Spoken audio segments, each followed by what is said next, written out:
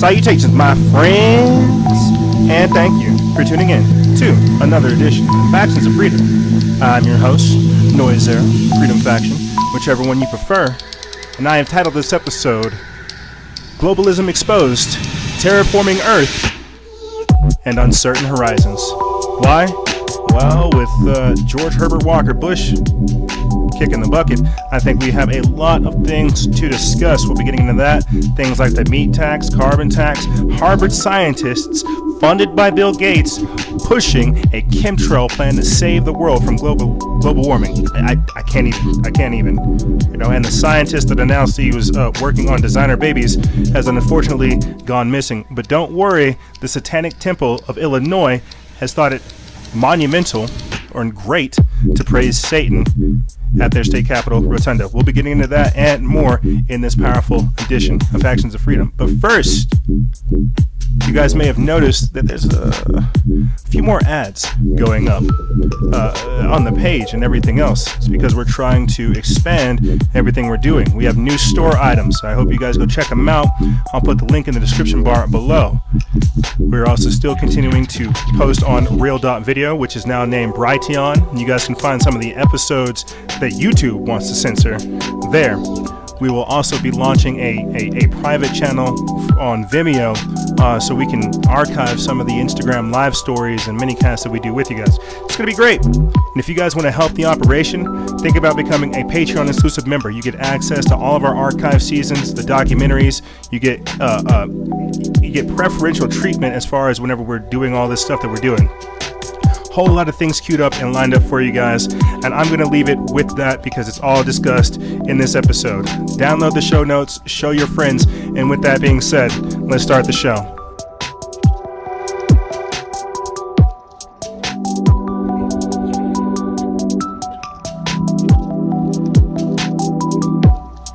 That's right. Salutations, my friends, and thank you for tuning in to another edition of Factions of Freedom. Yeah, that's right, we're coming up on the end of the year 2018. If it has not been impactful for you, if it has not been something that you reflect on, wow, I don't know what to tell you, because this has been an information-packed year and it is not coming to a close anytime soon, my friends. You know, if you guys, oh wow, how do I start this? We got a lot of stuff to talk about in this episode, no doubt, but I want to start this episode out by kind of, just talking to you guys real quick. Personal stuff, just trying to, show you a little bit more about me, show you a little bit more about your host. Hey, that's me. What am I trying to say? I talked about this earlier today on an Instagram story. I felt a little alienated this week. Really did. And I think the only reason I felt alienated is because, here we are, 4 years, going on 5, and we're improving, we're growing, we're expanding, we're launching all kinds of projects, we got stuff queued up for you. Wow. We've come a long way from just reposting some memes on Instagram. It's more than posting on social media now, and it trips me out. Just gotta let you guys know it's a little strange, a little overwhelming. And when I say that, I'm telling you guys that I'm very grateful for you. I don't really think there's any type of way for me to tell you how grateful I am to be in this position. I talk about it all the time, but I can't really ever do it justice. And to get back to the point so we can start the episode, I was feeling alienated this week because you see a lot more people. Yeah, you see people involved in politics, but what we do here, we transcend politics. A lot of people don't try to transcend politics. You see politics running their life, and that's dangerous. You don't see them running their lives. A lot of people don't think for themselves. And what I mean by that is, I went around to old stomping grounds. I talked with older people. I went to basically old jobs and just got a feel of just like where I had come from personally to where I am now. I'm upset at myself because we don't have an office, a studio, employees. We're not putting out more content. We're not having authors and blog writers. I'm mad at myself because I want to be better for you guys. And I got to say, well, hold on now, kid. Hold on now. You're just starting. and this is what pertains to a lot of what we're going to be talking about today, the deconstructivism, denaturalization. We've spoken on this before. You're trying to build something in a time where there is nothing but ashes and destruction, and you're mad at yourself because it's not pristine. So you guys are hearing me kind of, go back and forth with myself, but these are the internal dilemmas that I have doing these types of things, and it's not really even a dilemma. That's what's crazy. Is this a challenge? I read on somebody's page, your adversity gives you the unique advantage to handle certain situations. Your adversity is your advantage. Your past has built muscles, not wounds. And I think what I'm reflecting on is just, what was okay, what was acceptable, and how much we have to grow and how much I have to do now. And I guess with that being said, thank you for tuning in to this edition of Factions of Freedom. We got a lot of stuff to talk to you good folks about, that's for sure. George Herbert Walker Bush Sr. died. Literally last week, like as we put out the episode, he kicked the can. And we have had nothing but a week-long worship fest of George Herbert Walker Bush Sr. Now, personally, this is the president that's talking about, we're going to build a new world order, and we will be successful. Don't worry, we will be.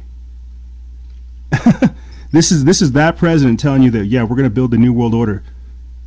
And now everybody seems to have forgotten to where, they're worshiping him. You know what? Let's see if we can go ahead and pull up this movie. Or not this movie. The New World Order speech. I hope this isn't some trailer for some nonsense, but let's get this video up for you. This is back in 1991, where we have George Herbert Walker Bush Sr. Promoting a New World Order before Congress. Let's take a listen.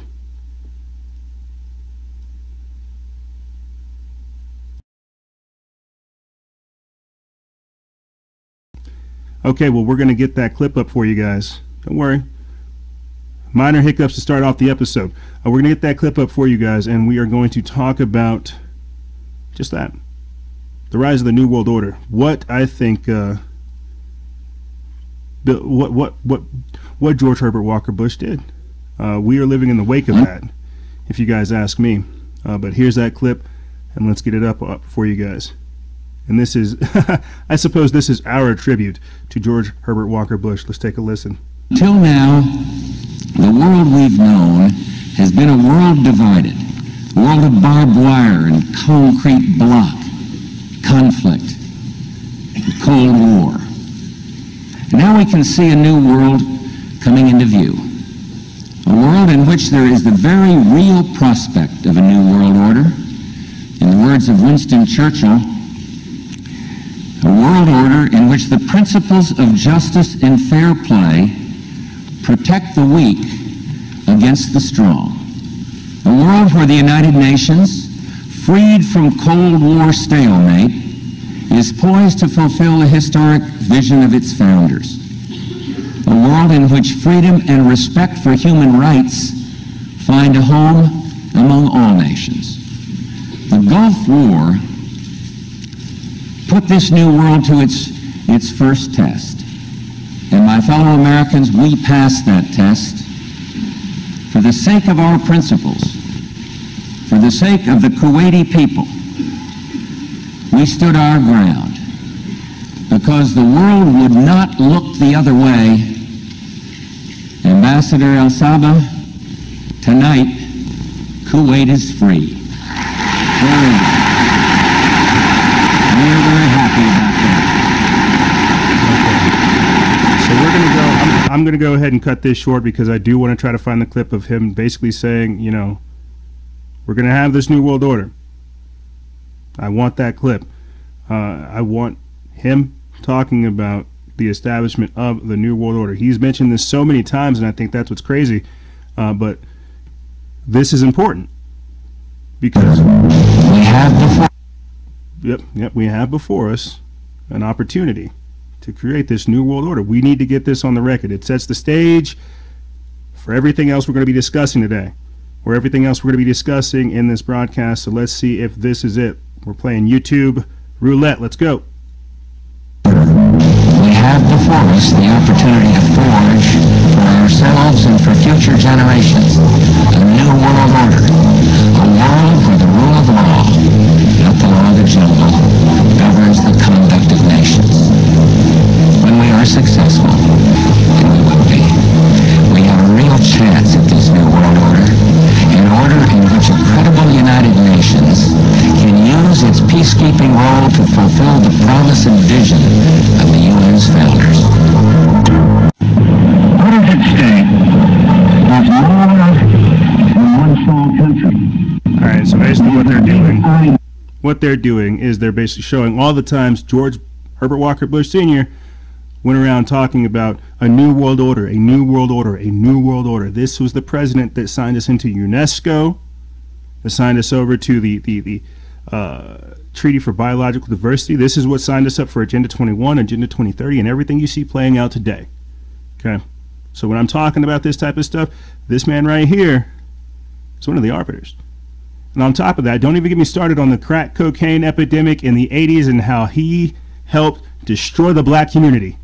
I don't talk about it a whole lot, but this dude, we don't have boats. How is the black community shipping boats in, or shipping boatloads of drugs in, shipping plane loads of drugs in? Huh? So, my point is this.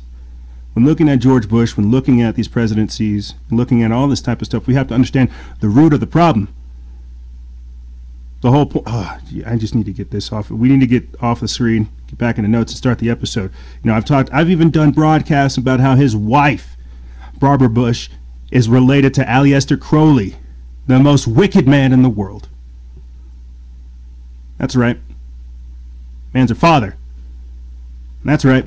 George Herbert Walker Bush is related to Aleister Crowley by marriage.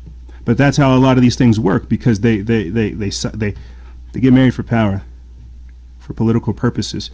You know, oh my man, you know, how do I talk about this type of stuff? I don't have enough time to talk about the war crimes of George Herbert Walker Bush, both foreign and domestic. And I think it's crazy. You know, you have America going through this worship fest, like I said before, burying him all over the country. And I'm sure if someone were to do some kind of graph, it might, you know, lay out into a pentagram. So I don't want to speak ill of the dead, be respectful, but at the same time, we have to expose these people. You have John McCain, dead, George Herbert Walker Bush, dead, David Rockefeller, dead, a number of other people that are the architects of this new world order, dead. Now, what does that mean? Some people will say that's a great thing because, you know, great, we don't have to deal with these people anymore. No, these people's ideologies are still here. You know, and you're seeing a lot of this too with the modern day politics, with all these people, you know, ending their reign, so to speak. New heads are coming in. That's why you have this rush of new politicians, all kinds of people trying to get politically involved. I don't know if the clip's out there yet, but there's a clip floating around of Alexandria Ocasio-Cortez talking about just that, how we have to look at the inevitable future of a global warming government. There it is. There it is. And I talked just the other week about, what was it? How a Democrat that's running for 2020, he wants to have social credit score, and he's backing universal basic income. So this is the new world order, okay? While the figureheads might be gone, they might be gone. They might have been passed. The damage is done. The same way you can't take away the message after it's been spread. So, you know, maybe I need to take the time and do like a targeted minicast where we go over George Herbert Walker Bush, all of the war crimes he's got, as well as connecting his connection to Barbara Bush and Aleister Crowley. But there's so much there. And this is representative, like I said, of the New World Order, everything we see happening, and why it's so important that we point it out. You know, I'll say this, and then we'll move on to the Yellow Vest Revolution that's taking place in France.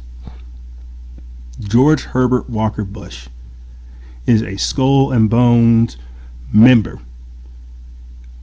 He basically gave us the Clintons that we're still dealing with today, like they're like some kind of STD, some kind of you know, form of syphilis or herpes that like won't go away.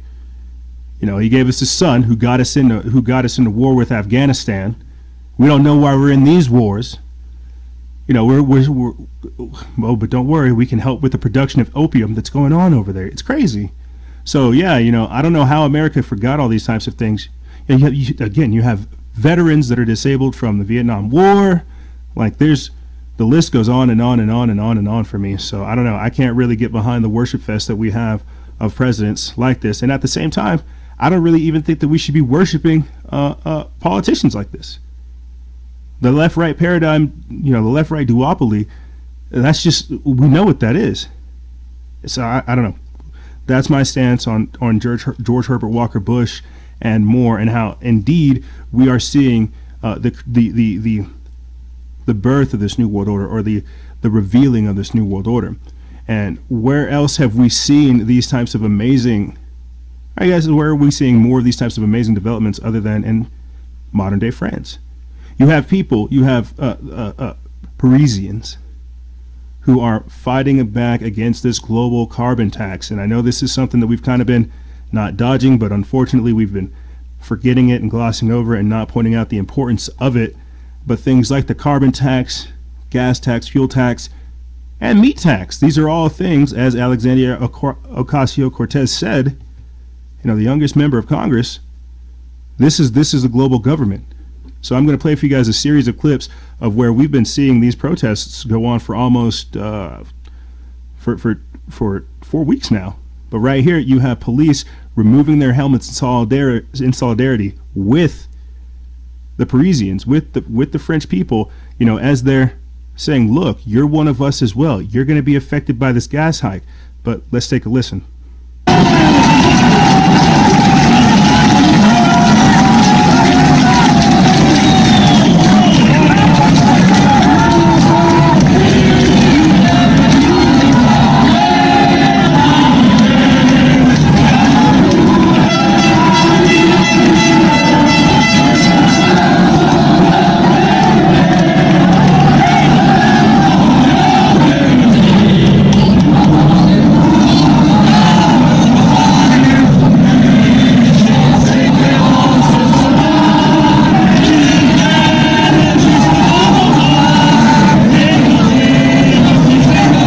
I'm sure that's a very beautiful anthem that they're singing. I wish I understood it. And where are we here? How come we don't have this kind of solidarity here? This union. You know, we have people fighting over colors, fighting over these worthless ideologies, if you ask me, these synthetic ideologies that are being forced upon us. You know, when I cover things like the directed energy weapons, environmental stuff, you know, what you see going on with your health and much more, these are things that every individual can rise up and respond to. These are collective issues that we can unify on. That's what these people in France are doing.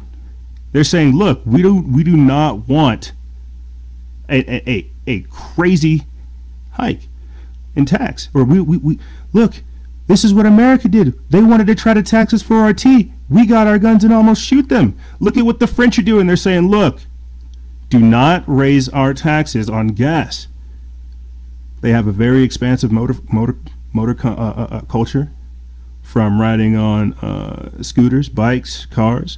Apparently they have a license that 14-year-olds can get. It has like a governor in it to where, you know, they're able to putter along and do their business and drive. And so this is something that they're taking very serious. And what I want to point out, because it is important, what we're seeing right now is so much on that scale. We're seeing them fight against gas tax, immigration, education, and so much more. And I think one of the most beautiful sentiments that like embodies what is going on in France was whenever I think their leaders said, the French are not sparrows. We do not want the crumbs. We want the full baguette. I'm like, that is poetic, and that is passionate, and that is powerful, because they're saying we don't want the crumbs that you'll give us, because we know that's what you'll do, and that's what happened. Macron, French president, Emmanuel Macron was saying, you know what, we'll ease up. Maybe we can come back at this in 6 months. They said, no, We're denying that. We don't want your crumbs. We want the full baguette. And later on, that's right, Macron backed down. Macron backed down. They're changing. They're having to redress the whole proposal because it's important. And that's what I think a lot of people don't understand is we have the power. They don't want people to be able to respond consciously, effectively, and with logical points about the tyrannies and the injustices that are going on. And as these types of things are happening, as the French people are responding, what does Macron do? He deploys 1,200 riot cops, closes the Eiffel Tower, as he's scared of the yellow vests. There's no way for him to placate them. You see, because Macron is so detached from his people, because this is also a globalist president. This is also someone who's not standing for typical French values and trying to bring them into, as I said before, the New World Order. He's abdicating his power to the EU. He's saying, hey, look, we need to be more European. And people are saying, no, we don't want that. We don't want to do that. You know, and this is important because this is a symbol to all of the world right now that we have the power. And while unfortunately these types of things happen, right?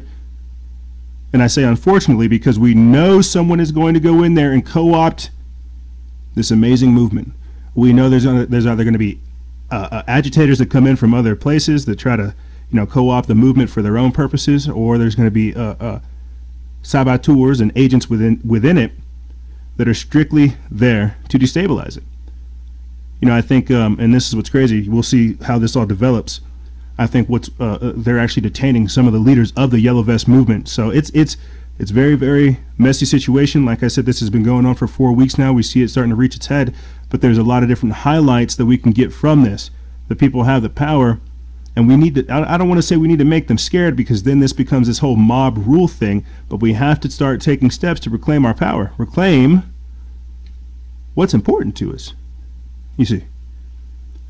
So to I guess to move into talking more about what we see going on with globalism exposed, you know, George Herbert Walker Bush basically setting up the infrastructure for the New World Order, where nations abdicate their power to the United Nations, and then bing, bang, boom, fast forward a few years, here we are now with places like France abdicating their power to the EU. And it's all under this guise of credibility, as he said. Peacekeeping? Where have we heard that before? Some of the peacekeepers within the UN have been caught doing human trafficking and security. So these are all the things that the United Nations wants to offer to us, right? Saying that they have all these astounding values and that we just need to give over our national rights and our national identity and go more with the United Nations because they have an idea. They're smarter than us. You know, we don't know how to think for ourselves. We don't know how to run ourselves. So we got to continue this systemic ritual of abdicating and abdicating our power and disenfranchised from our ability to govern ourselves. You know what's so beautiful about this thing we do? We had Christy Scarborough and her attorney, T. Matthew Phillips, on to talk about their case against Facebook, right? I'll put the link in that description bar below so you guys can listen to it. Powerful stuff. Go support her. And Chris, you know what Christy does is she sends me a coin from 1855. You know what it says on it? Self-government and free trade. That's how far back these ideas go. Don't tell me what I can and cannot do. Do not try to govern us. Again, we've talked about it with guests as well. That's the whole principality behind like freedom and individuality, rugged individuality. Is stepping up for what you believe in, taking the hits. I digress. I could get on this whole thing. No, you know, but my point is this. Let's get back to global governance, United Nations, Agenda 21, Agenda 2030, and globalism. You know, this is it. This is it. And we've talked about it with various guests, the different shock troops, the different parts of the agendas that are going to take place that we see happening. You know, so let me go ahead and start moving on to more content. As I said before, this is something that I've kind of been teasing at for the past few episodes. but it's the fact that they're going to have a meat tax. It's like 163% meat tax coming. And the reason why they're doing this is so that they can promote a vegetarian, vegan, synthetic meat or lab-grown meat lifestyle. Me and Charles Casson have talked about it. And this is all important because we're talking about your carbon footprint, we're talking about greenhouse gas emissions, climate change, global warming, all of these things that they are putting out as far as globalism and the United Nations. We'll be talking about things like the gas tax, the carbon tax, immigration, and meat tax. These are all things that are addressed in the Agenda 21 Agenda for Sustainable Development. You guys can go read these things. That's one of the bigger parts about this that a lot of people don't understand. The whole agenda is to control every single facet of your life. And I don't say that to sound like some kind of fear-mongering conspiracy theorist or some kind of crazy person like that. They are literally trying to overhaul everything that you thought of as normal. This is why they're condemning gas. This is why they're condemning the family. This is why they're condemning having a home, owning anything, so that you can be a permanent renter, a permanent subscriber. So you can always be paying up to where you can never save up, because with money, with savings comes financial freedom. You can't be free if you have these chains called bills and subscriptions tied to you.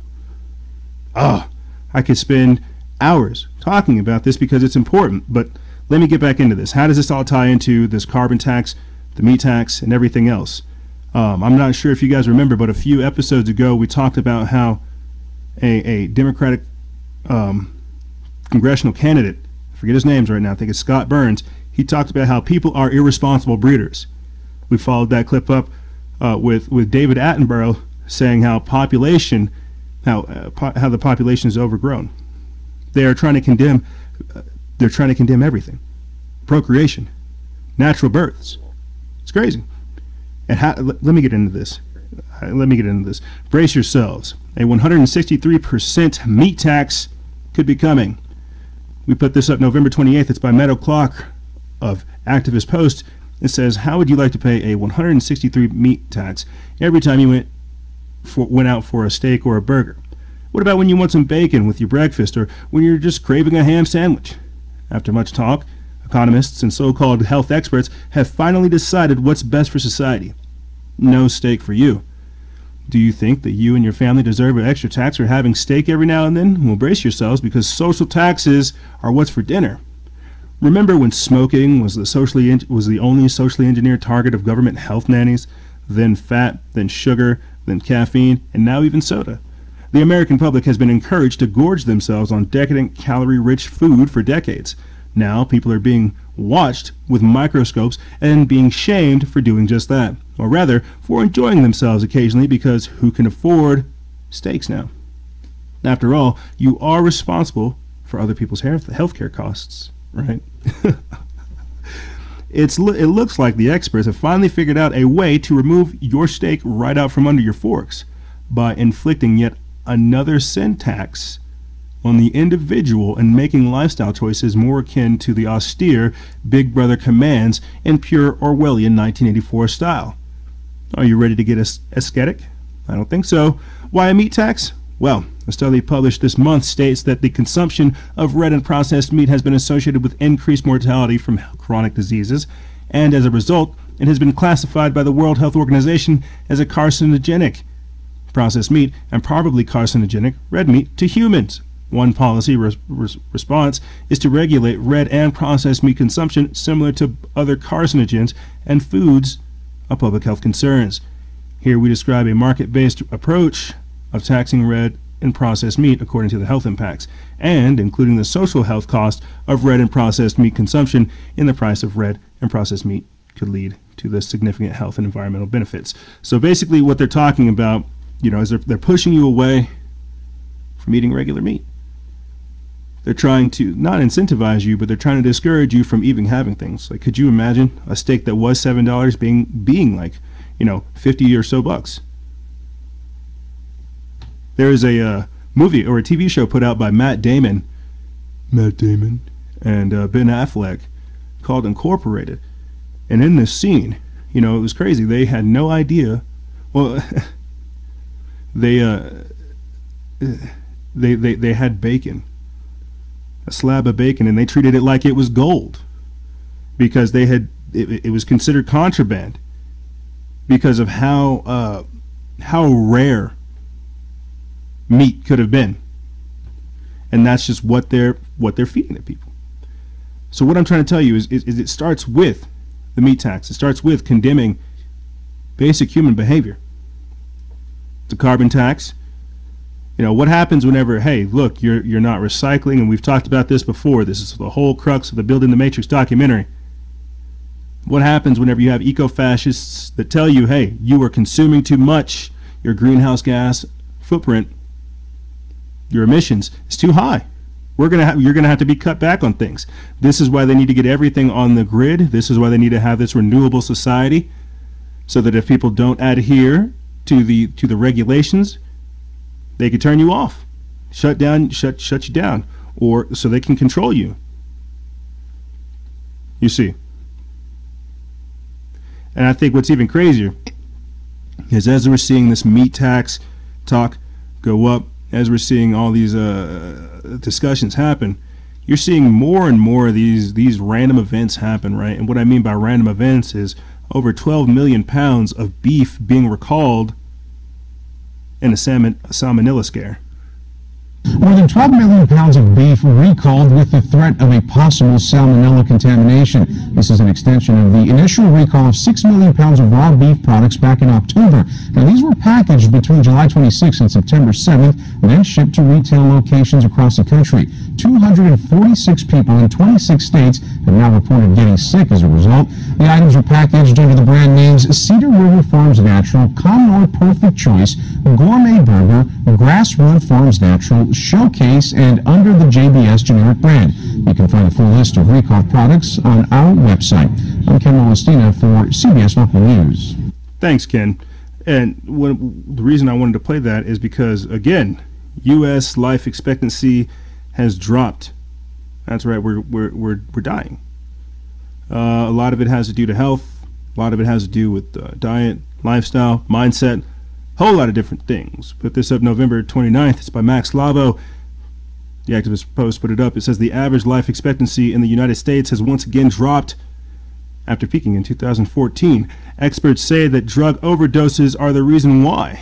But could there be other factors that come into play as well? According to the latest official numbers, as reported by BuzzFeed News, the average baby born in the U.S. in 2017 can expect to live 78.6 years, a slight drop from the previous year's estimate of 78.7 years.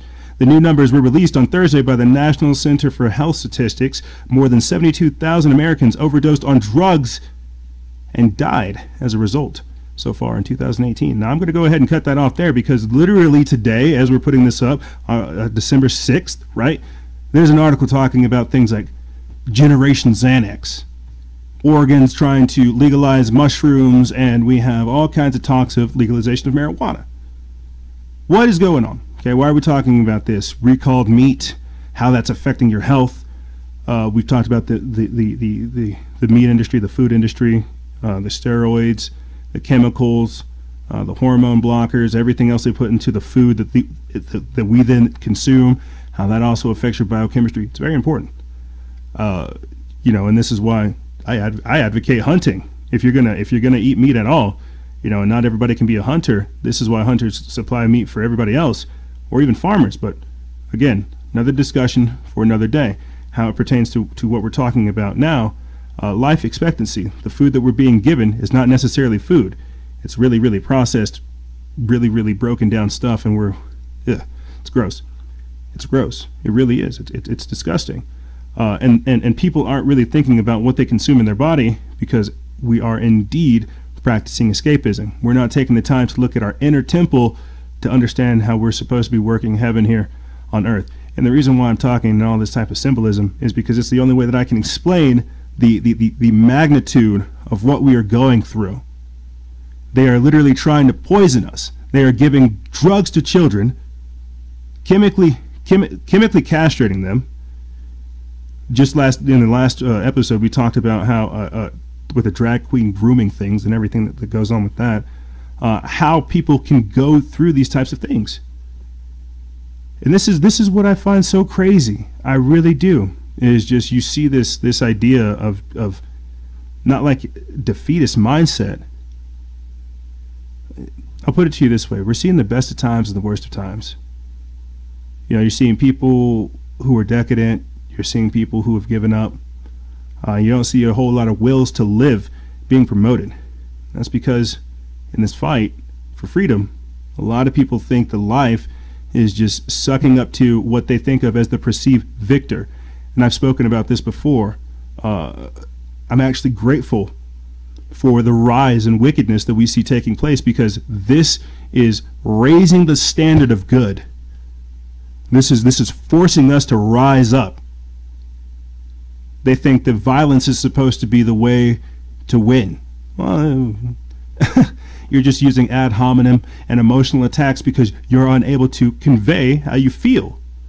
And that's actually very dangerous, because we have a lot of people who are going around living like this, who would rather beat you in the mouth because they can't effectively express how they feel. And they don't know why they're like this. They think this person that's speaking to them is talking down on them. And a lot of this has to do with education, insecurity, and a whole lot of other things. The sociological and the psychological aspects of humanity today are crazy. And it ties in back to this, why they are drugging us, why they are crippling our immune system, why they are intentionally dehumanizing us. And then, you know, because I don't want this type of behavior infecting my child, well, I'm a bigot, or I'm a racist, or I'm a homophobe. No, I understand that if you guys can get, if you can attack the most wholesome, decent thing in the world, a newborn child, the rest of life, the rest of everything else is cake to you. And you really got to think about that. These are seriously wicked people who have the thought, if I go after children, I will achieve nirvana.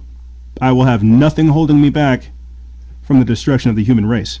And that's how these people are. They are committed to evil. And that's why we're going to be here pointing out all these types of injustices until we can. Now, one thing, and to switch gears, to get back to all this stuff so we can wrap up this segment of Globalism Exposed, one thing we see being promoted, and I'll talk about this in the next segment as well, is Harvard scientists funded by Bill Gates announcing that they have a worldwide chemtrail plan, and that they're going to that they have a geoengineering program to dim the sun. I'm going to play for you a clip of former CIA Director John Brennan discussing chemtrails, or what he calls stratospheric aerosol injections. This is their word for chemtrails, right? I'm going to play for you guys this clip, and then we're going to take a break. But when we come back, we're going to talk about just that, the elite's plan to cut us off from vitamin D, to cut us off from the source, to cut us off from the sun. Let's take a listen.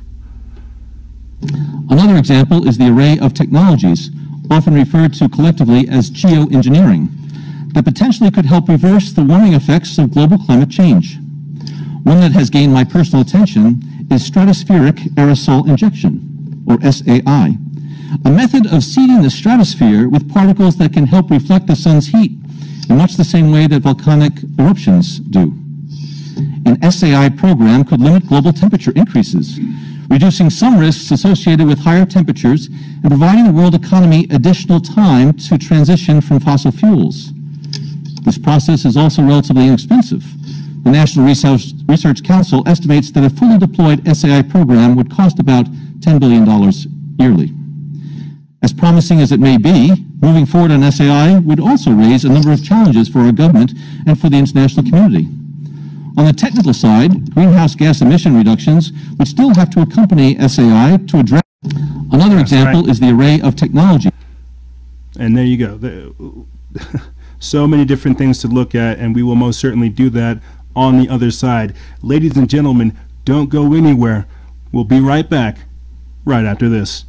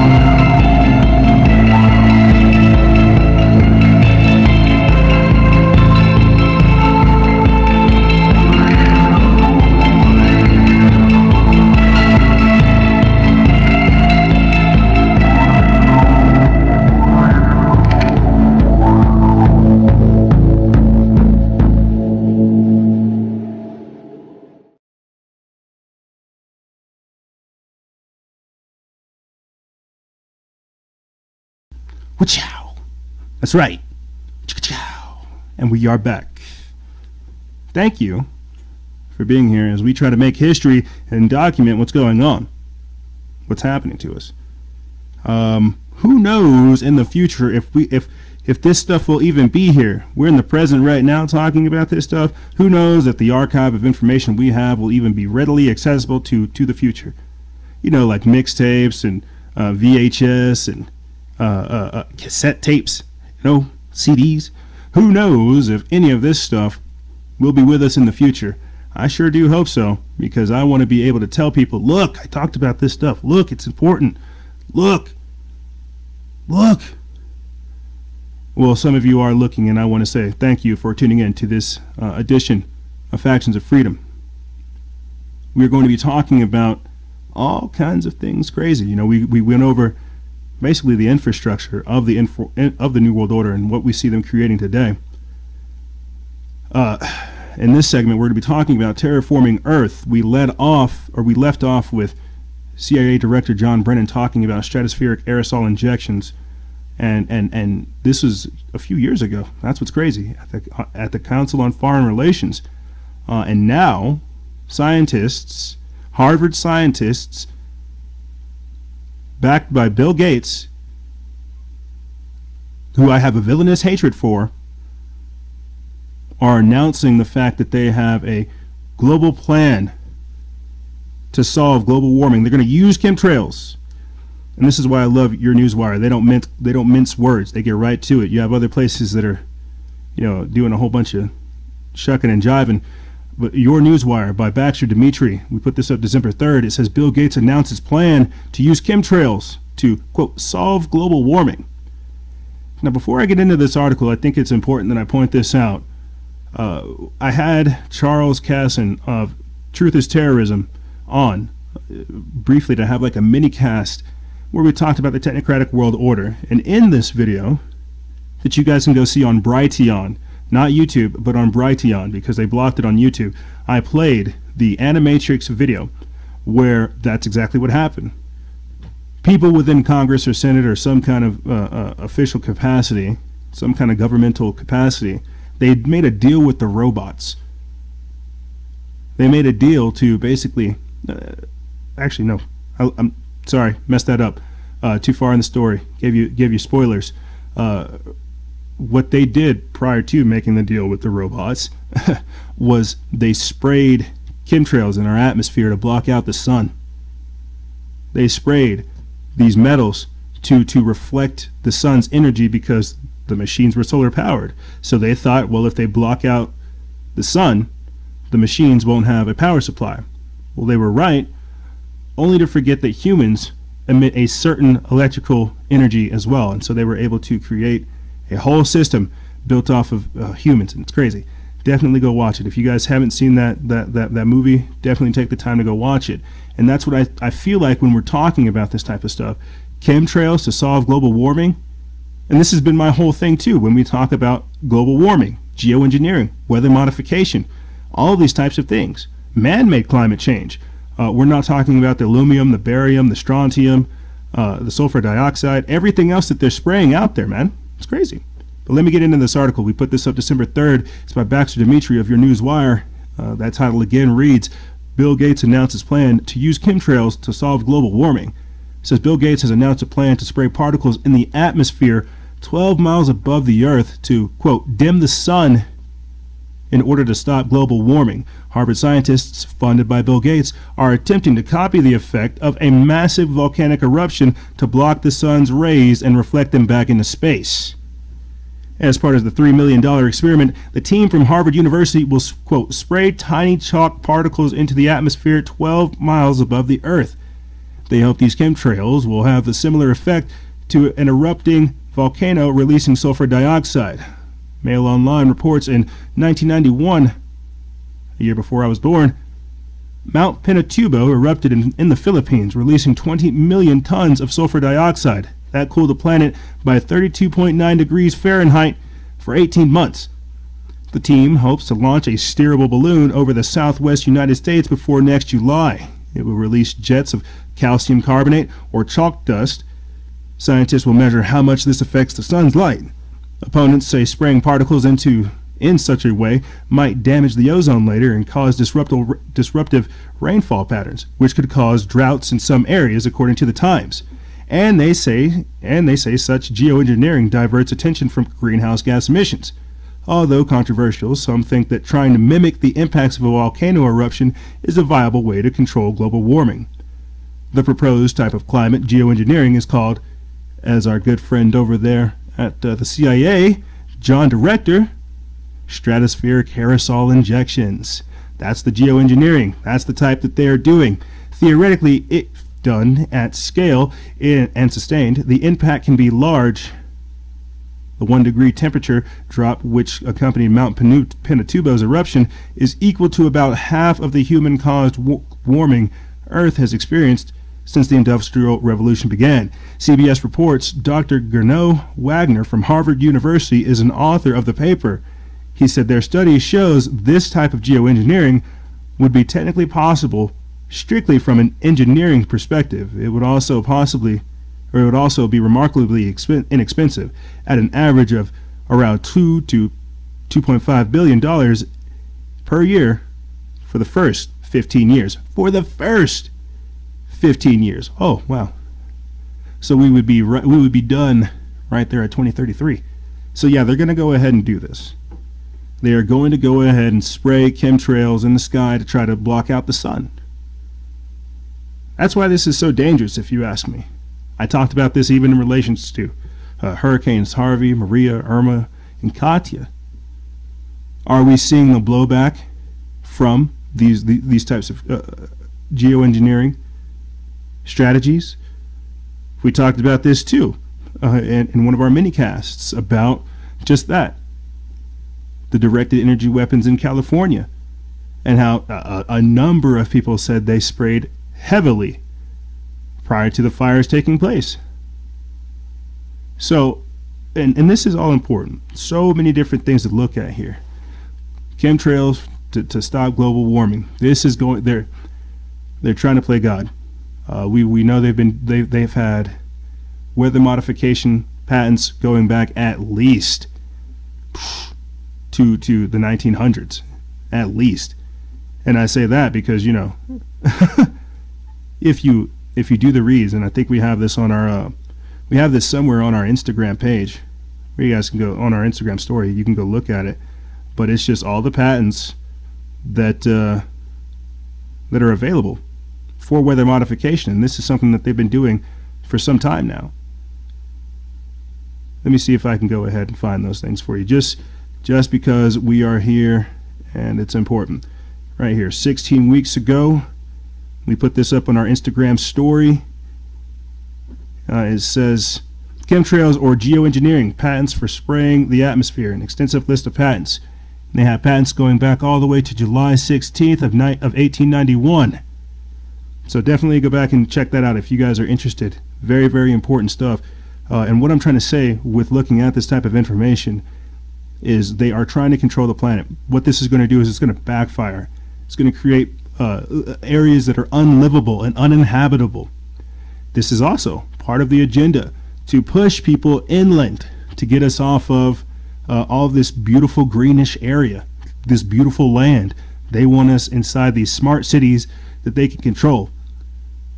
And as more information develops about that, I'm sure we'll discuss it because it's very important. The whole idea behind this, behind terraforming Earth, is to do just that, is to build the matrix, right? We have you really got to think, if some kind of hostile species was coming here to the planet, they are doing everything that they need to eradicate humanity and assume control. I find that astounding. We had a whole series because for a while it just seemed like an unnatural event after unnatural event after strange things were happening. It was our Terraforming Earth series. And now Harvard University scientists are saying that we need to spray chemtrails to combat things, to combat what's going on. And I find that strange. I find that dangerous. I find that scary. Because basically what we're seeing is, okay, and you'll hear this talk or these debates whenever you really dig into some of the stuff that's being talked about as far as global warming and climate change. I've played for you guys a clip of Governor Jerry Brown at one of his climate conferences talking about how things like climate change, and the article mentioned this as well, it will play a part into migration because places will be stricken with drought. They will have heavy rainfall. They'll be uninhabitable. People will have to migrate. People will have to leave their location. This is why, and I'll play the clip for you. This is why you have the UN trying to come up with the global pact for migration to make that a new human right so that you're allowed to travel to wherever you have to travel because of the devastating effects of so-called climate change, either caused by them or natural or unnatural. And all of these things are important. This is the global government. This is the New World Order.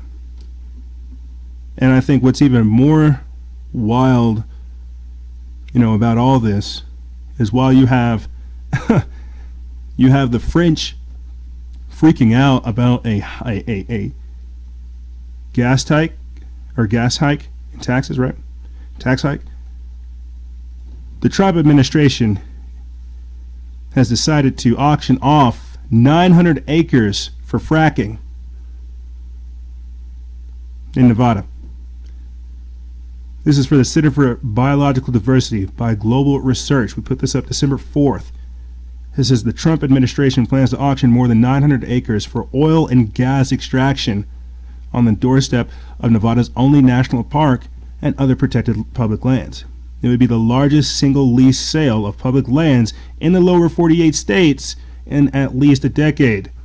The Trump administration is doubling down on its reckless drill anywhere strategy, said Patrick Donnelly, Nevada State Director at the Center for Biological Diversity. Nevadans cherish our national parks and wildlife refuges. It's disgusting that Trump officials are willing to permanently defile these spectacular spaces or places to appease the oil industry. The Bureau of Land Management lease sale, scheduled for March 12, 2019, will auction off public land next to the Great Basin National Park and Ruby Lakes National Wildlife Refuge, an internationally known migratory waterfowl stepover cherished by birders, and hunters. So while, the French are saying, look, we're tired of this gas, Trump's like, you know what, we're going to go let's go drill over here. Let's go find more over there. Crazy. It's crazy how it works like that. This whole globalism thing, right? Crazy how it works. Some places, and you really got to think about this. Everybody is implementing the New World Order differently. China publicly is talking about their social credit score, right? Facebook is privately talking about their user reputation score, and we've done reports on this. It's good to get it all on record because we stay informed, and I try to keep you guys informed.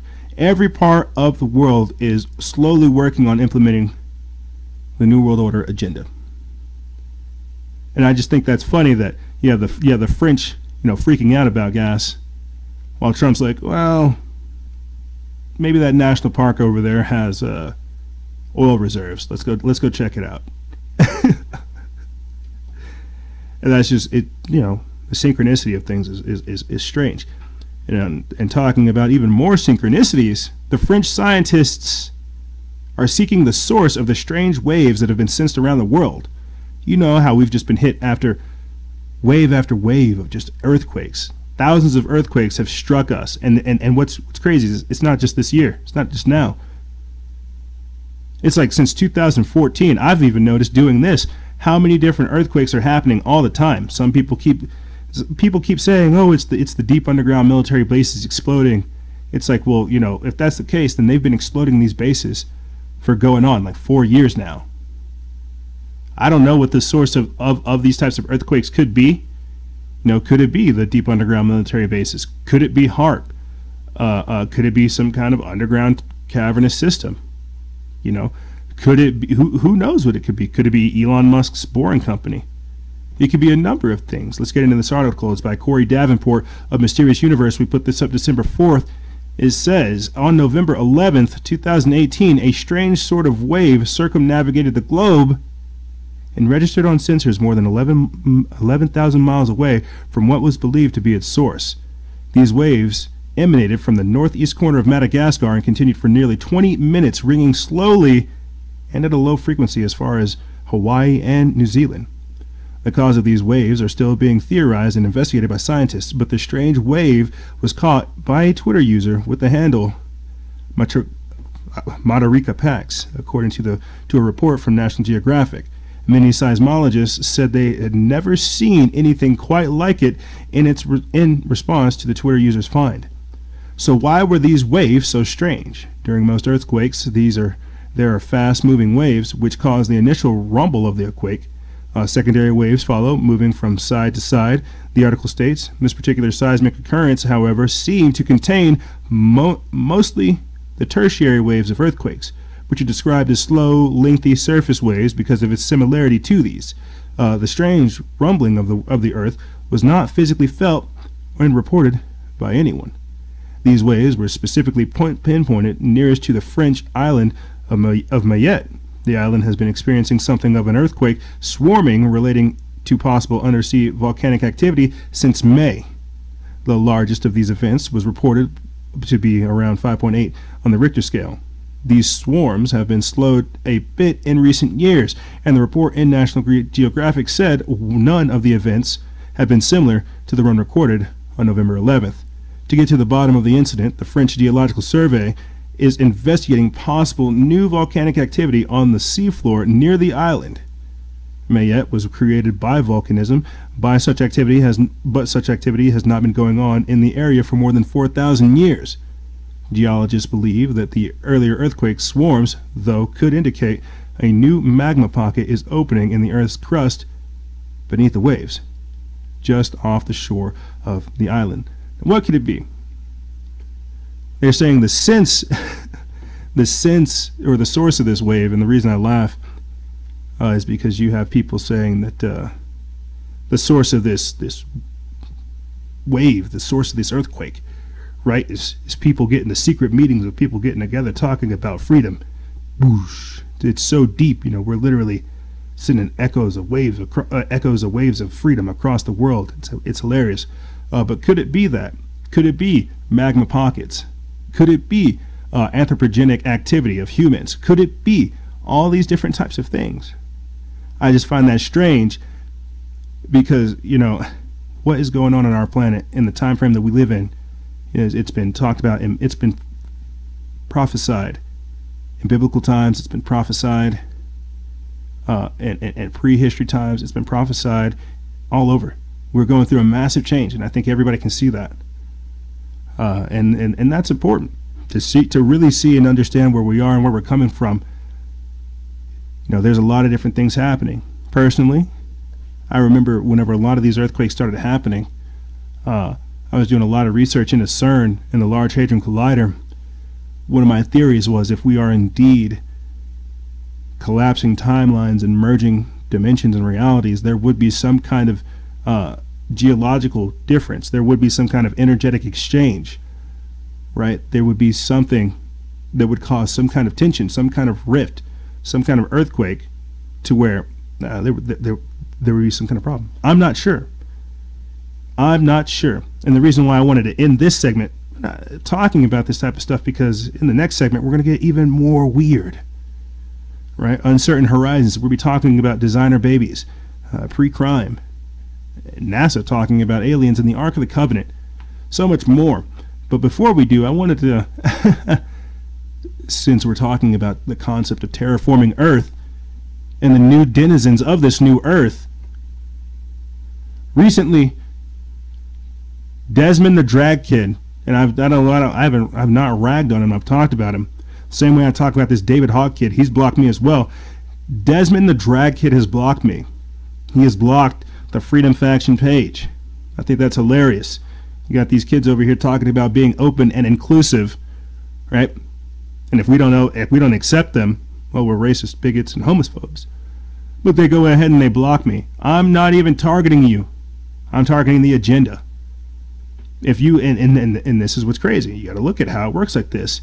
If you want to make yourself the face of the agenda, then you become the target. Same way we sat up over here and talked smack about George Bush, we're going to talk smack about these people that do these things. I'm going to play for you guys a clip of ABC where they're putting it out there for America to say, look, hey, guess what's happening? We're now going to start having drag kids. Hey, great. This is great. And I want to go ahead and get this on record before I play this clip. I'm tolerant and acceptive of whatever you decide to do. That's why I will not take my children to your events. I would prefer it if you do not press or push your religion and your ideology on me.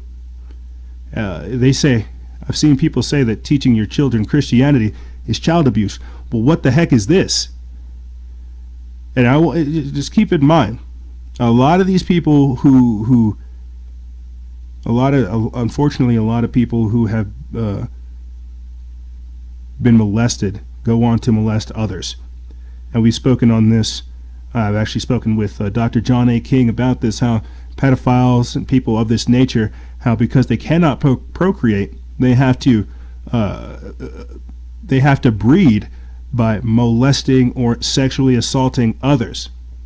And the reason I say this is because we're now glorifying this type of behavior. And when you guys, for our audio listeners, when you guys watch this clip, you know, I'm going to go ahead and say this because you guys can't watch it, but when you watch this clip, you're going to look at Desmond and he's going to look drugged. He's not going to look, like a normal 12-year-old or a normal 11-year-old. He's not going to look like a normal child. And the reason I say this is because, again, what did we start talking about? Generation Xanax, the amount of drugs that children are taking, the fact that they want to have access to your kids in school, the fact that they want to change genders and let the child be legally and lawfully the one responsible for these types of decisions. That's why, without all the glitz and the glamour, I'm just trying to tell you that the whole point behind this is to have access to your kids. It's always been about the kids. And I guess I'm just upset because all I can do is pray for him. All I can do for Desmond is literally pray for him.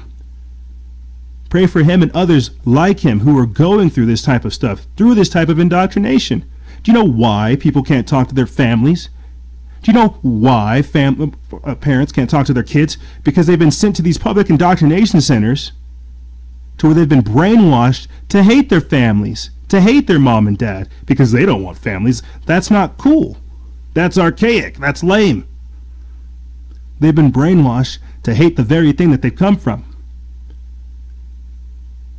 Really.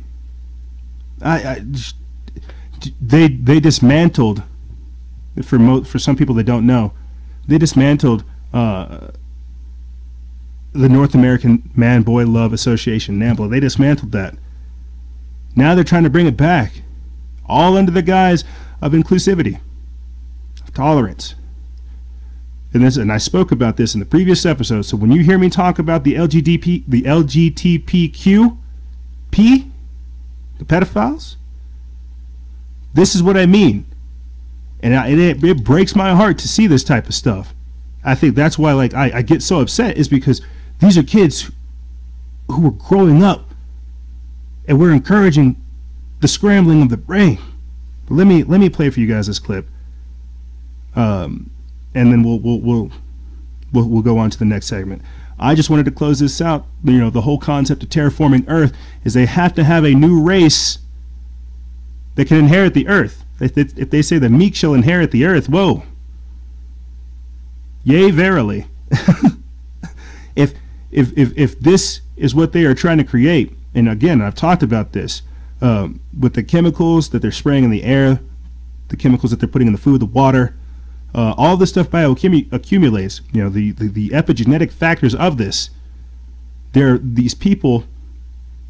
We just have to look at so many different things when looking at this, and like I said, it breaks my heart that I am unable to reach these people. But here is ABC debuting Desmond the Drag Kid for America. In And if you haven't heard the name Desmond Napoles, get ready for this trailblazing 11-year-old drag kid who RuPaul is calling the future. His bravery is inspiring so many. We're going to talk to him in just a moment, but first, let's take a look at his amazing story. I'm Desmond. I'm 11 years old, and I like pizza, trains, and drinking root beer since it's caffeine-free. I also do drag, and I love to put on makeup, dresses, and wigs, and of course, jewelry if necessary. My full drag name is Desmond's Amazing. Feel very happy to have a mom that accepts me. It really touches me deeply that there are other children out there that he's reaching and they're listening to him and he's influencing them to be themselves. I'm very proud of him. I'm proud that he's found his path so early. My greatest joy in this is just seeing Desmond happy. I love doing drag because it makes me feel amazing and self-expressive. It just feels amazing to know that people love what I do. My one big message would be 3 words: be yourself always. Please welcome Desmond Napoles, a.k.a. Desmond is Amazing.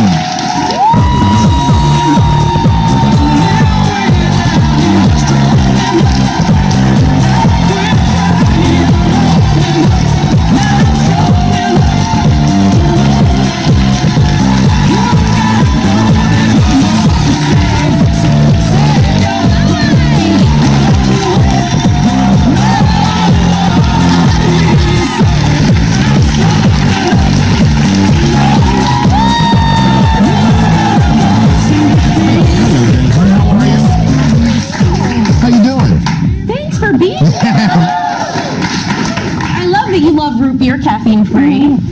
I can get on board with that. My mom doesn't like me drinking caffeine. Does it make you hyper? Yeah, me too. They don't like when I drink caffeine either. But Desmond, you're one of the youngest and first drag queen/kids. And I've heard that you've gotten messages from young adults who look up to you for being who you are. What are some of the notes you've gotten? Some of the notes I've gotten are like that you inspire me very much, and I wish I could have had the support that you have when I was a child. And your parents, we saw your parents in the piece that we did. Your parents are so supportive of you, but they've encouraged you to stay and be who you are. So how has that inspired you to be open about dressing in drag? They support me by letting me do what I want to do and letting me dress up and letting me play with makeup and trains. Okay. And okay, I gotta go ahead and stop it right there. I can't watch this. I can't watch this, man. I cannot watch this. I'm sorry. I cannot watch that. I'm sorry. That messes with me, you know. This is the hypersexualization of children. What do you think Pedogate was about? What do you think Pizzagate is about? Why do you think we talk about this type of stuff? Why do you think we talk about human trafficking, child sex trafficking? Oh, but don't worry, America. Throw a little wig on this child. It's okay. I can't. Shame on the parents, man. And and I know I'm in choppy waters right here, because, you know, if this, everybody says, oh well, if this is your child, would you accept it, or you know, would you support them? I would have to, because they're my child. But at the same time, I would say, you know, well, look, son, you're being taught some stuff, and this wasn't for me. Okay, society is encouraging you to do this. You're not encouraging yourself to do this. And so I don't know. I have so many. It messes with me internally. It messes with me. And I guess to wrap up this segment, I want to say, Desmond, I'm sorry that you find Freedom Faction block worthy. And if any people out there who are trans or going through any of this types of transition stuff, look, I understand, but I would prefer, you know, if you just don't sexualize children, if you don't, you know, push these things on to others. Everybody has to come to their own individuality at their own point in time. And the minute that we start to aggressively push these types of things, we disrupt the learning and growing process. And this is what I mean by them trying to terraform Earth. They want to override what we think of normalcy. They want us to override they don't want us to have standards. And remember, a government that is strong enough or big enough to give you everything can take away everything. And we keep playing into these socially and politically correct things. None of these people, none of these ideologies will give you the salvation that you're looking for. And that's what I'm trying to say, is people need to look within instead of trying to get affirmation outside. And with that being said, let's go ahead and close down this segment. Thank you for tuning in to the Terraforming Earth part of this episode. We're going to take a quick break, and when we come back, we're going to be talking about, that's right, designer babies. We talked about it last segment, in the last episode, but apparently the scientist has now gone missing. He shocked the world talking about how he has 2 gene-edited babies ready to go, and now he has gone missing. The UK is trying to work on pre-crime, and NASA has now said that, well, aliens may have visited Earth. Who knows? Who knows? We're going to be getting into this and more on the other side. Ladies and gentlemen, don't go anywhere. We'll be right back right after this.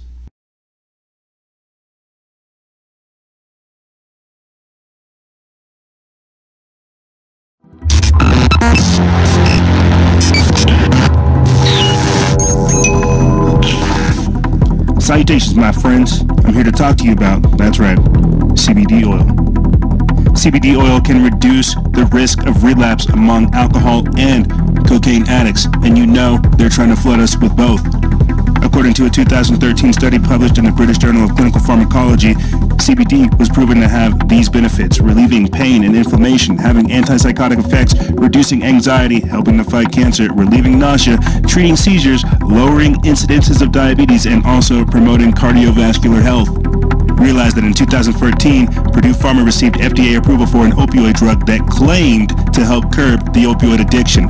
This will actually help you curb your usage of opioids as well as your reliance upon them. And remember, guys and gals, stay vigilant. Expose lies and share truth. This is Noise Era, Freedom Faction, out.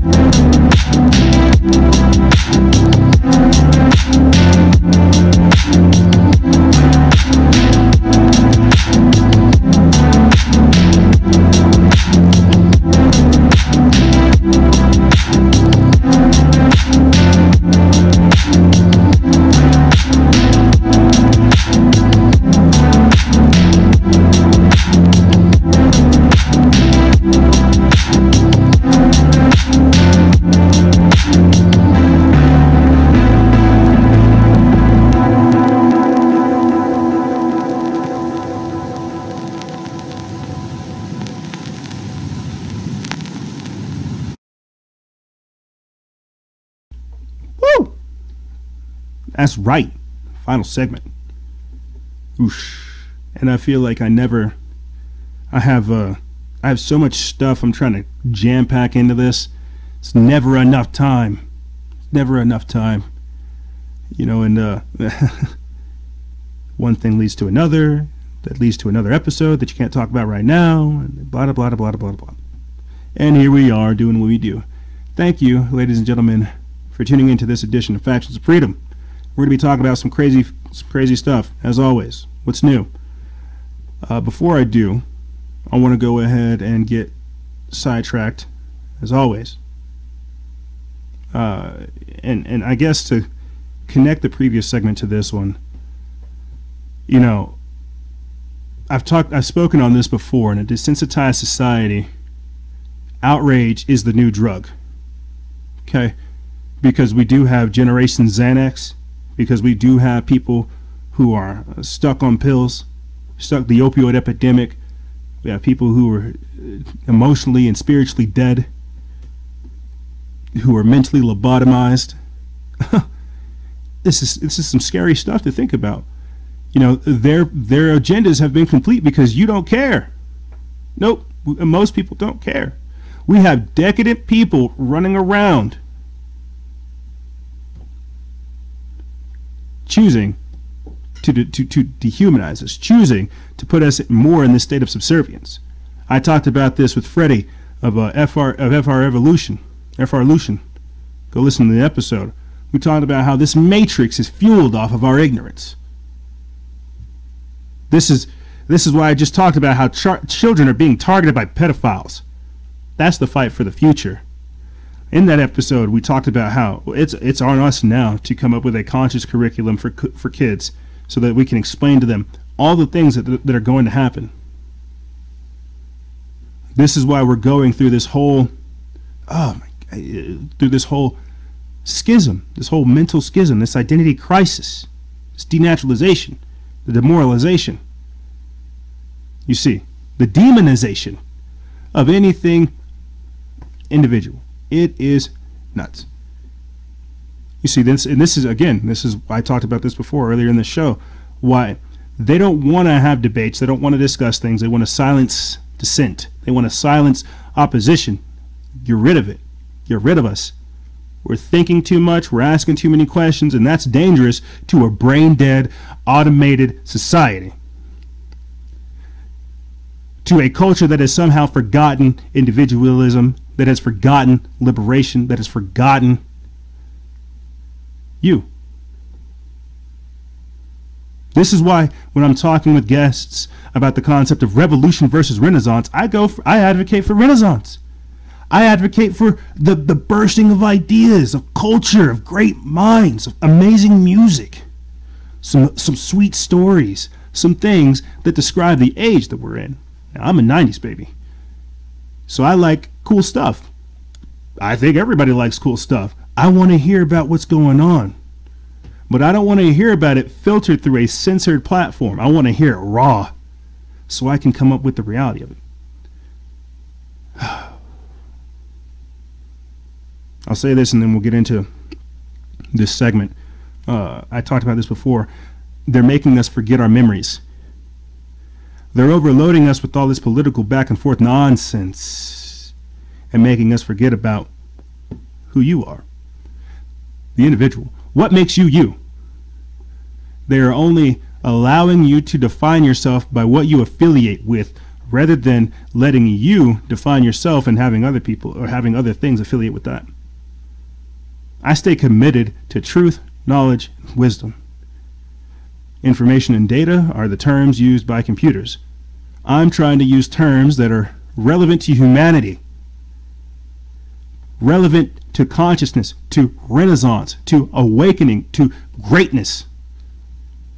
I believe in you. I believe in us. But they don't want you to believe in that.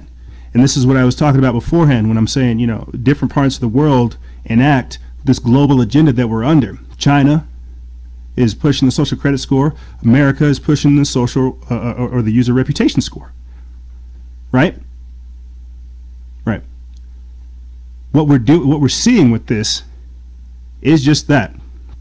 the unification of powers, the centralization of control. You see, so let's get into this. Let's get into this because it's all very important. You know, we're on uncertain horizons for sure. I would definitely agree that we are in uncertain horizons. And as I said before in the previous episode, talking about how I think it's wild that, you know, here in America, we got Desmond the Drat Kid. But, you know, Chinese researchers are like, you know what, let's make babies resistant to HIV and AIDS. And this is still part of the transhuman agenda. That's what's crazy. Two parts, the same coin. Right? But let me get into this article. It's from Planet Free Will. We put this up December 4th. It says, scandal. The scientist who created genetically modified babies has gone missing. On November 25th, young Chinese researcher He Jiankui became the center of a global firestorm when it was discovered that he had allegedly made the first CRISPR-edited or genetically modified human babies. Twin girls named Lulu and Nana. Since the story broke, many have balked at the ethics of such an experiment, and he has gone missing. Like his name, he. Antonio Regaldo broke the story for MIT Technology Review, and he himself originally seemed unafraid. In fact, he described the experiment in person at an international gene editing summit in Hong Kong. The experiment was done, according to he, to help make humans resistant to HIV for their entire lives by giving them a specific gene capable of doing such. He Jiankui of Shenzhen, the Chinese scientist claiming to have altered twin girls as genes, said he altered embryos for 7 couples during fertility treatments, with 1 pregnancy resulting thus far. He said his goal was not to cure or prevent an inherited disease, but to try to bestow a trait that few people naturally have: the ability to resist possible future infection with HIV, the AIDS virus. Although his path is paved with good intentions, many have warned of the dangers of this type of genetic modification. He said he chose embryo gene editing for HIV because these infections are a big problem in China. He sought to disable a gene called CCR5 that forms a protein doorway that allows HIV, the virus that causes AIDS, to enter a cell. But not all scientists are on board with He's genetic modifications. It is still unclear if he did what he claims to have done. Nonetheless, the reaction was swift and severe. The uproar over the unproven report of gene-edited births in China has researchers elsewhere worried about a backlash. In this case, the backlash was so severe that he has gone missing.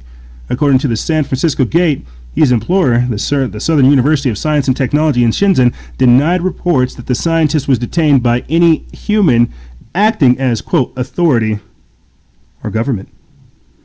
That's right, they don't know. They don't know where he is. They just know that they can't find him. I don't know where he is. They just can't find him. He's not here with us. Maybe you've seen him. Have you seen him? Well, we didn't want people knowing about this whole gene-edited baby thing that we're doing here. So no, I haven't seen this scientist. Have you? I'm going to play for you guys this clip just last week where he's talking about his designer babies. The Chinese researcher told the Associated Press he helped create the world's first genetically edited babies.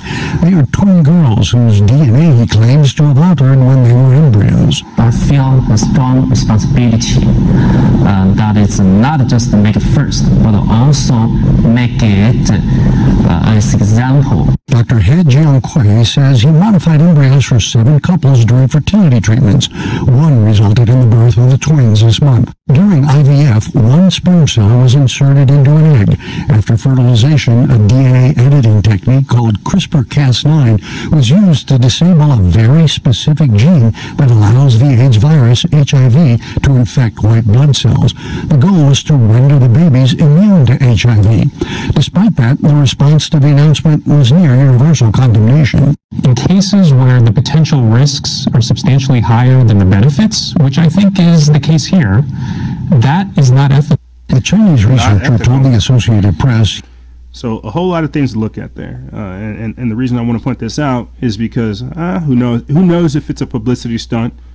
It's important to talk about. They can't take it away now because now people know about designer babies and that people can edit the genes of their children. So yes, it is unfortunate that he is missing. Unfortunately, his debut and his information is not. And what this means is that we are moving forward into this uncertain future. You know, as the doctor talked about towards the end of that clip, you know, the ethics behind this. And what he means is basically the epigenetic factors, the eugenics, the long-term effects of these types of things.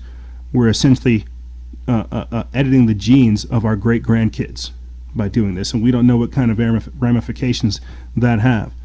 So it's all very, very crazy stuff to think about, and it's important. It's very, very important because we're seeing just that. We're seeing us go beyond 1984. We're seeing us take that step into the transhuman future, into the transhuman space, to where we are really wondering what it means to be human.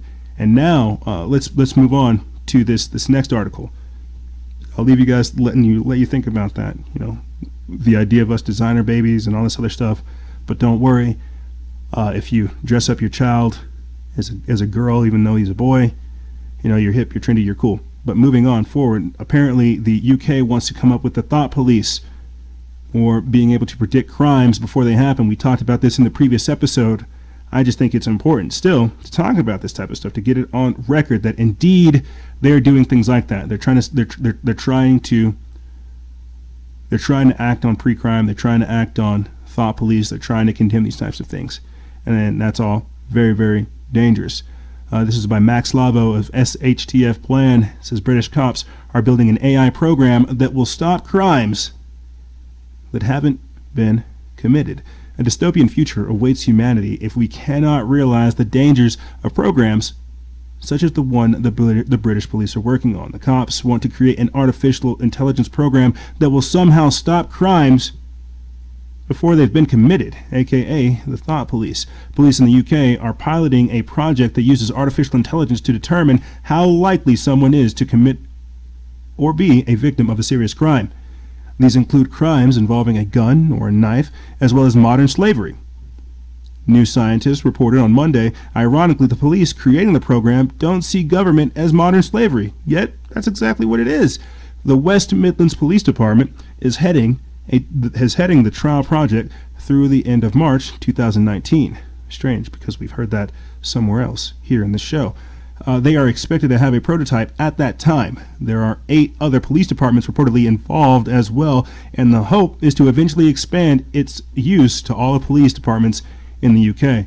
According to Gizmodo, the program is dubbed National Data Analytics Solution. The system pulls data from local and national police databases.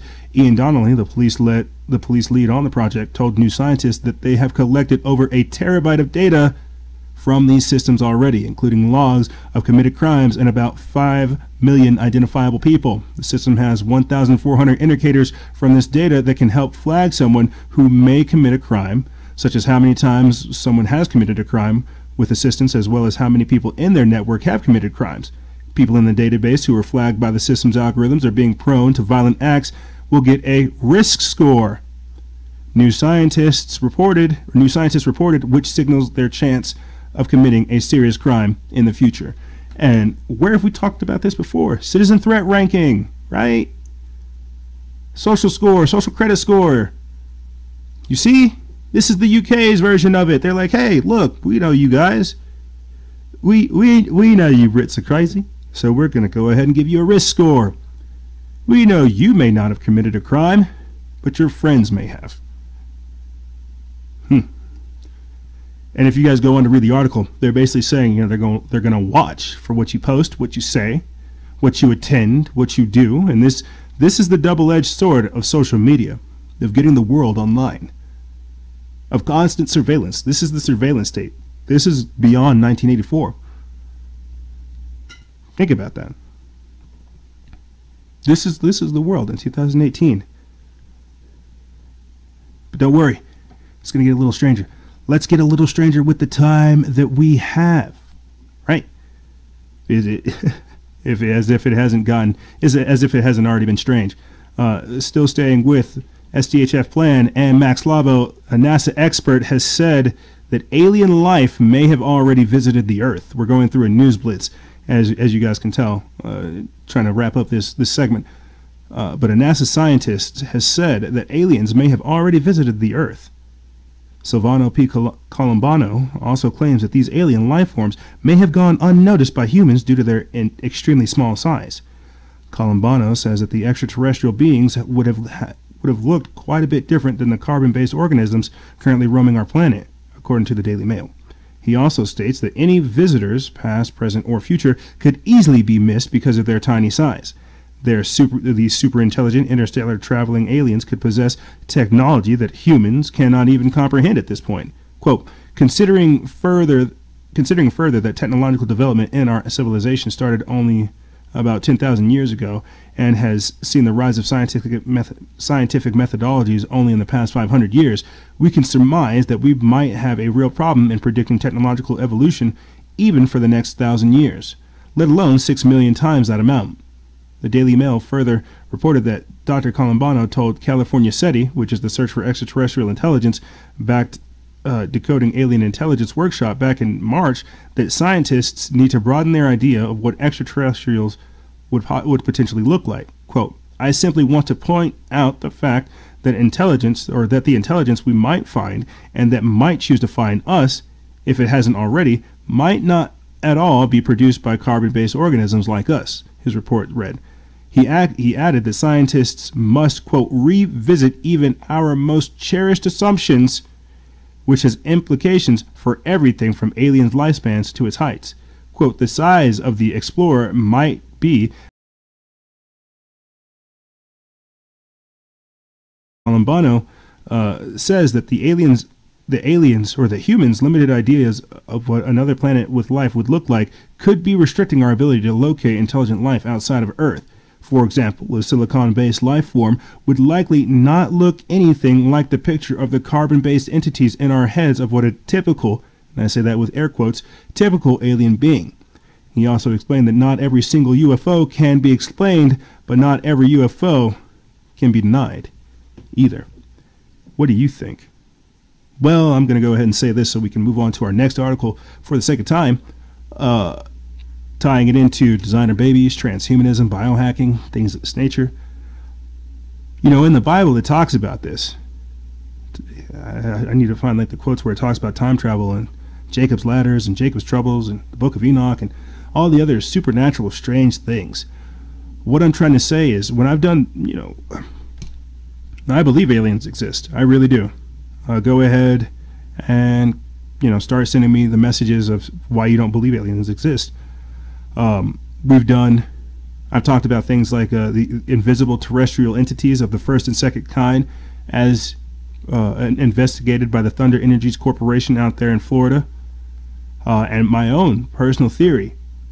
And you guys can go back and listen to this episode, Demons, Aliens, and Robots, where I've talked about how what we think of as, air quotes, typical gray aliens could just be these carbon-based life forms that act as anchors for these extra-dimensional entities to inhabit. What we think of as life is very, very vast. It's very, very diverse. And what we know could... well, we don't really know much, is what I'm trying to tell you. We think we know things, but we're playing catch up to history a lot of the times. And we've discussed this with guests. We've had all kinds of discussions on what could be considered life. Even the spectrums of light that humans are able to see through. The spectrums of light that animals are able to see through. We talk about this in relation to the paranormal in our Paranormal Perspective series. What is considered as life may not be, what we think of. And I truly think that. If you guys go through and read some of the comments on that post, you'll see people say NASA lies, you can't escape the Earth because we're on flat Earth. And I get that. I can understand that. I've always talked about, in relation to flat Earth, what else is outside of the Van Allen radiation belt? What else is outside of the dome? What are we being closed off from? Is that not space? And just because, again, humans can't get through the Van Allen radiation belt does not mean that something has not mastered the ability to do so. We're learning things like teleportation, disintegration, matter, what is it? It's where they break down your molecules and they reassemble them somewhere else. We're learning all these types of things, and this was considered magic at some point. You know, and don't even get me started on, you know, the mythology, all the other entities that are out there. You know, so great. I think that's a great article. Good thing to discuss with people, especially as we have so many different developments happening. But continuing on in this stream of strange, this was a kind of gem that popped up, and I'm very curious to see what happens. But some biblical scholars believe that the Ark of the Covenant may be hidden in Africa. So while we're talking about history, archaeology, and all these other crazy, great, mysterious things, well, what they said that the Ark of the Covenant was so powerful that whenever people looked upon it, their faces like melt. They said that it was supposed to contain the 10 Commandments, like the Word of God. Like, this is, I don't know, I find that very interesting. And what's even crazier too, if you guys are, if you like to, you know, study these types of things like myself, the Book of Enoch talks about this. It talks about how the Ark of the Covenant was left there in Africa. And that's where in Ethiopia too, you can find one of the only original copies of the Book of Enoch where it still talks about this type of stuff. So yeah, for sure, people in Africa knew this, but I find it fascinating. Let's get into this article. It's by Ricky Scaparo of End Times Headlines. We put this up December 4th. It says Bible scholars believe the legendary Ark of the Covenant may have landed in Africa after it was taken out of Israel. The Ark is said to be a gold-covered wooden chest containing two stone tablets on which the 10 Commandments, which Moses brought down from Mount Sinai, are written. It is also said to contain other biblical items such as Aaron's rod, which is thought to have magical powers. Since it vanished, there have been several theories as to where the Ark is now, including Mount Nebo in Israel, southern Africa, Ethiopia, Egypt, and even several locations in Europe. While the idea that the Ark was taken to Ethiopia is not new, there has been renewed interest after evidence was unearthed by the Bible Archaeology Search and Exploration Institute. Christian monks in the African country have long claimed that the Ark is being kept under the guard of the church, or at the Church of Our Lady Mary of Zion in Axum. In a blog post on the organization's website, it said, quote, "As unusual as this may sound, the base team has uncovered compelling evidence that the Ark may well have been spirited up the Nile River to an eventual resting place in the remote highlands of ancient Kush, modern-day Ethiopia. According to their research, the Ark was taken out of the Temple Mount in Jerusalem during the reign of Manasseh, where it was taken to a Jewish colony on the Elephantine Island of Egypt. After that, it was thought that it was taken down to the Nile, to Lake Tana in Ethiopia, and particularly Tana Kirkos Island, which is considered to be a holy island only populated by Christian monks. From there, the Ark was moved to Axum, a city in the north of the country. The Base Institute claims to have spoken to a man at the church who was, quote, the guardian of the Ark of the Covenant, and who spent his life inside a fenced-off area surrounding the church and claimed he would not leave this compound until he died and a new guardian took over the role. The man claimed he was the only person who could look on the Ark because it was a holy object and that he and the villagers would protect it with their lives, if necessary. And I think, you know, that's astounding. As I said before, when looking at things like CERN, the LHC, the energetic exchange, when we're looking at these types of things, discovering these types of mysteries in history and how they play out today, we're unleashing all kinds of different energy. This is a great thing. And lastly, for this segment of this News Blitz, because I find that, you know, I really do, I find that like interesting, that it's something that could be tied into something of history that has so many implications could just be found again. I find that like mind-blowing, really, really interesting stuff to think about. But to wrap up this segment and to basically counter that previous argument, at least that previous article, there has been a satanic statue. So we're going on this. We're going on the opposite spectrum here. We just got done talking about Christianity, finding the Ten Commandments. Now, a satanic sculpture was installed at the Illinois State House just in time for the holidays. That's right. The Satanists, they're back at it. Nope. They're not suing Netflix's Chilling Adventures of Sabrina because they got the depiction of Baphomet wrong. No. They just decided to set up this new statue, this new sculpture, right? Nope, they're not trying to get members. They're not recruiting people. They're not taking over city council hearings. They're not even arguing for the right to erect the Baphomet statue. They're just going ahead and saying, hey, look, boom, we praise Satan. Right here. This is what's crazy. They say, we praise Satan, you're a Nazi. It's like, wait, what? What? This is the world we live in. You know, and I think what's crazy is I had to kind of reevaluate my statements regarding these Satanists. And it's because I had that conversation with Christy, who's fighting for her free speech, right? I can't do that. Like, ideologically, I cannot stand for free speech and then the censorship of others. You can't do that.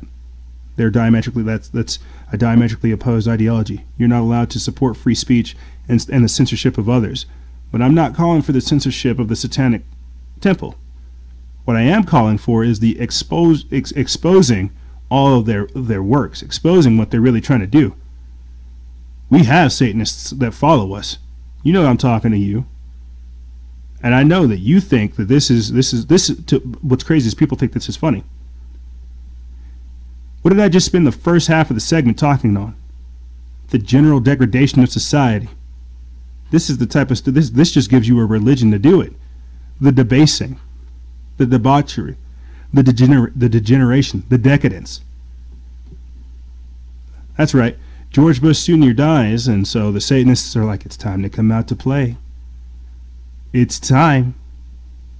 We're going after your kids. We're having after school Satan. We're going to teach you kids to start writing pentagrams on everything. Hey, look. Look at these witches that want to cast a hex on Brett Kavanaugh. You can join them. So for the Satanists to erect this is again more of them using politics in this spiritual warfare, using politics to mislead people. Let me get into this. We put this up December 4th. It's from the Drudge Report feed. It says, in the Illinois Capitol Rotunda this month, several traditions are being celebrated. There's a nativity scene for Christmas, a menorah for Hanukkah, and then something a little different. An arm holding an apple with a snake coiled around it. It's a gift from the Chicago branch of the Satanic Temple called Snaketivity. The work has also been a sign. The work also has a sign that reads, quote, knowledge is the greatest gift. Nearby stands a sign in which the state offers a civics lesson and explains it didn't have much of a choice. The state of Illinois is required by the First Amendment of the United States Constitution to allow, temporarily, public displays in the state capitol so long as these displays are not paid for by taxpayer dollars, because the first floor of the Capitol Rotunda is a public place. State officials cannot legally censor the content of speech or displays. United States Supreme Court has held that public officials may legally impose reasonable time, place, and manner restrictions regarding displays of speeches, but no regulation can be based on the content of the speech. Illinois Secretary of State spokesman Dave Drucker told the State Journal Record the temple has the same rights as religious organizations. This recognizes that the Satanic Temple calls itself a, quote, non-theistic organization in its application to install the display. In a GoFundMe, the campaign to raise $1,500 for the display, the group explains its mission. The Satanic Temple, Chicago, will no longer allow one religious perspective to dominate the discourse in the Illinois State Capitol Rotunda during the holiday season. Please consider what you might do to help us bring Satan to Springfield. The group has installed similar displays in other states in recent years. A more snake-prominent version of the display has been part of the holiday scene on the lawn of the Michigan Capitol. Outside the Arkansas State Capitol in August, the temple presented a statue of a goat-headed Baphomet creature, flanked by two children looking up at him to protest the display of the Ten Commandments. And that's right. That is right. So while you're having the rest of the world discover beautiful things about itself, America is trying to find the devil in the details and tell you that it is all right to be this way. So when I tell you, good people, that it's about the children, it's about the future, that we have to create a culture of consciousness, a culture of awareness, that we have to push for renaissance over revolution, is because these people want power. And like Senator Lindsey Graham said, I wish I had that clip up for you guys, I hope to God you never get it. Because if these people get power, they will not give it up. We will have to pry that from their cold, dead hands. And I'm not advocating any kind of violence or any kind of extreme measures. But what I am trying to say is look at what is happening, not only to you, but to your kids and to your kids' kids. This is the fight for freedom. This is the fight for the individual. And that's why I'll be here for you, fighting for these things, exposing these types of things, trying to raise awareness about what we can do. As I said before, this matrix is fueled off of ignorance. That's why opposition is a must. And the only way to fight all this conformity is to be creative. We have got to innovate our way out of slavery. And that's exactly what these people have in mind for us. If not to enslave us, but to destroy us, to make us subservient to them. And I can tell you that most assuredly will not happen. However, that's all I really have for you guys and gals. This is Globalism Exposed, Terraforming Earth and Uncertain Horizons.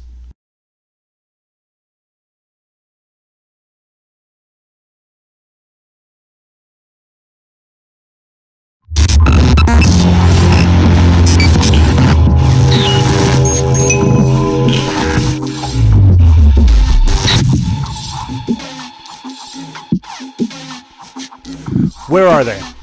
Where are our pyramids? What we're seeing right now are these people talking about, showing us how the state is God. They only want pleasure and ignorance. That's how this whole system operates. They're not building up trailblazers. They're not building up people to lead us into the next step of civilization. They want to keep us in a state of arrested development. They don't want us to grow. They don't want us to step forward into the future that we will make. That's the whole purpose behind what we're doing here, is to expose all these injustices and to create a culture of compassion, creativity, understanding, and evolution. I'll be here with you guys until they kick us off. Unfortunately, that's all I really have for you guys and gals. All I can really say or ask you people is, can you see the order in the chaos? Can you see the order at KO, what they're trying to do to us? This is why we have to use now to rally together, why we have to use now to pull together our resources and to make a fight, or at least make some kind of step towards a better tomorrow. However, guys and gals, that's all I really have for you. If you have any questions, feel free to email me. I'll have it in the description bar below. And as always, guys and gals, stay vigilant, expose lies, and share truth. This is Noise Era, Freedom Faction, out.